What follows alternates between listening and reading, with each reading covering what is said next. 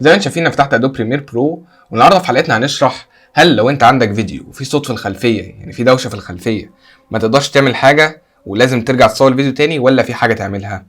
في الحقيقه في ادوب بريمير برو بيوفر لك افكت اسمه دي نويز. دي نويز ده افكت بيقدر يشيل الدوشه او اي صوت في الخلفيه انت عايز تشيله. خلونا الاول نروح نعمل امبورت الميديا اللي احنا عايزين نستخدمها. وانا قررت ان انا استخدم الفيديو ده اول فيديو خالص حطيناه في القناه. هنعمل له امبورت، وبكل بساطه زي ما بنعمل في كل حلقه هنعمل سيلكت الفيديو ونعمل له دراج اند دروب ونحطه في التايم لاين. هيظهر الفيديو في التايم لاين عادي، ونجرب نشغله كده. السلام عليكم ورحمه الله وبركاته، اهلا بيكم في اول حلقه من قناتي الجديده. لما شغلناه لو انت معلي الصوت على الاخر هتسمع صوت دوشه في الخلفيه، هي مش جامده قوي بس لسه في صوت دوشه في الخلفيه. عشان نشيل الدوشه دي بكل بساطه هنروح على تاب الافكتس اللي احنا بنجيب منها تقريبا كل حاجه، هندور عليها هنا. لو ما لقيناهاش هنضغط السهمين دول وننزل تحت نضغط على افكتس. هروح على السيرش بار اللي تحت ده ونكتب دي نويز.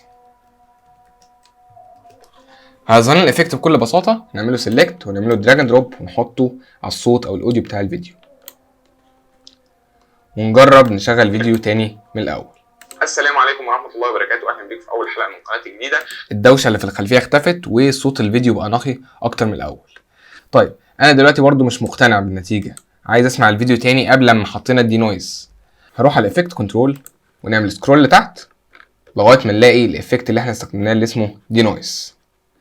بكل بساطه عشان نلغي الافكت ده او عشان نشوف الفيديو قبل ما نحط دي نويز افكت هنضغط على الاف اكس اللي على الشمال دي. اول ما يظهر لك الخط على الاف اكس ده تعرف ان الدي نويز مش شغاله دلوقتي.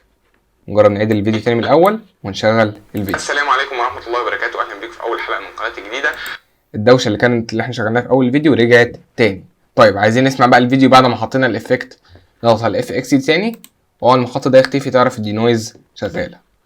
نعيد الفيديو تاني من الاول ونشغل الفيديو. السلام عليكم ورحمه الله وبركاته، اهلا بيكم في اول حلقه من قناتي الجديده. تحس ان صوت الفيديو بقى احسن، والدوشه اللي في الخلفيه اختفت، والصوت بقى نقي عن الاول بكتير. وبكده نكون وصلنا لغايه نهايه الحلقه. اتمنى تكون الحلقه فادتكم، ما تنسوش تعملوا لايك للفيديو واشتراك في القناه وتتابعونا على مواقع التواصل الاجتماعي. اشوفكم الحلقه الجايه، السلام عليكم.